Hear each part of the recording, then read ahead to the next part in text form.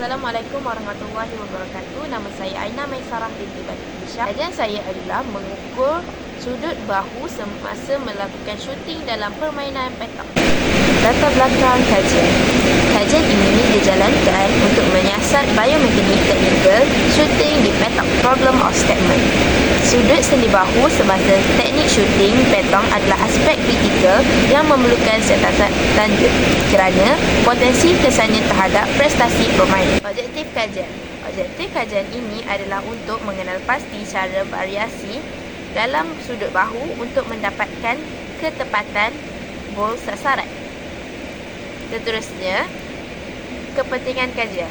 Kepentingan kajian ini adalah untuk mengkaji biomekanik dalam petang semasa menggunakan kinovia terletak pada potensinya untuk memberi pandangan berharga kepada jurulatih dan pemain dengan menganalisis pengboleh ubah kinematik dan data antropometrik yang dikaitkan dengan penyelidikan dapat mengenal pasti corak pergerakan optimum, meningkatkan pergerakan latihan dan meningkatkan prestasi keseluruhan. Di samping itu, penggunaan peristian kinovia membolehkan analisis gerakan terperinci. Ini merupakan demografi kajian. Saya telah menggunakan seorang subjek iaitu diri saya sendiri bagi mengenal pasti sudut bahu yang sesuai semasa shooting on target dan shooting not on target. Seterusnya, equipment. Saya telah menggunakan bowls, jet, padang petang dan telefon bimbit dan juga seterusnya adalah prosedur semasa melakukan kajian. Yang pertama, saya memilih aspek tertentu untuk menggambarkan analisis. Seterusnya, saya telah memilih peserta yang mungkin termasuk pemain bergantung kepada soalan penyelidikan saya.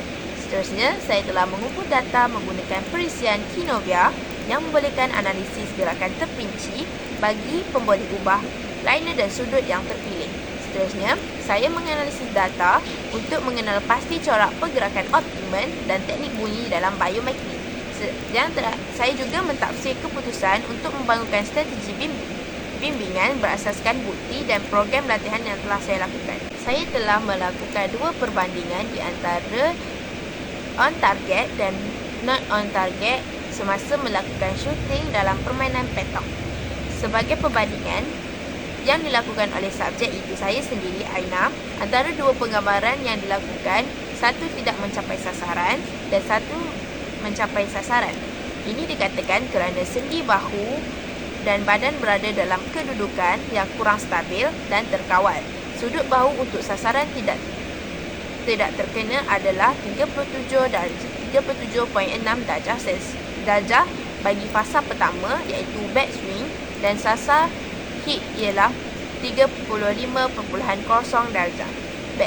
Back swing adalah apabila lengan mula bergerak ke belakang bersiap sedia untuk membuat lontaran.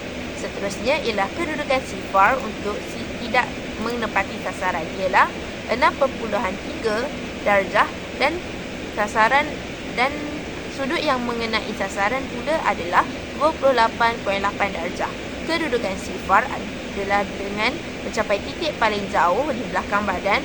Satu lagi fasa dikeluarkan untuk bukan pada sasaran ialah 17.9 darjah. Dan pada sasaran ialah fasa perlepasan 23.7 darjah ialah lengan bergerak ke hadapan melepasi fasa Bowles. Jakit.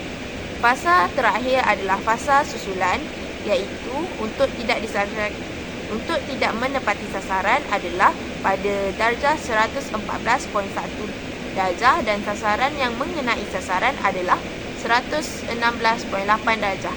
Fasa ini selepas melepaskan bowls dengan meneruskan pergerakan sehingga ia kembali ke kedudukan berehat yang semula jadi. Seterusnya adalah discussion. Data membandingkan prestasi shooting bagi subjek Aina dalam petang menunjukkan bahawa kestabilan dan kawalan kedudukan sendi bahu dan badan mempengaruhi ketepatan. Sudut bahu Aina, kedudukan sifar dan sudut fasa pelepasan bagi tinggi apabila dia mencapai sasaran, meningkatkan kestabilan dan kawalan kedudukan sendi bahu dan badan semasa teknik menembak dapat meningkatkan ketepatan semasa melakukan shooting dalam permainan sukan pattern. Yang terakhir sekali adalah conclusion. Di sini didapati bahawa sudut bukaan bahu sangat mempengaruhi dalam melakukan shooting dalam permainan petak. Oleh itu, sekian daripada saya. Terima kasih.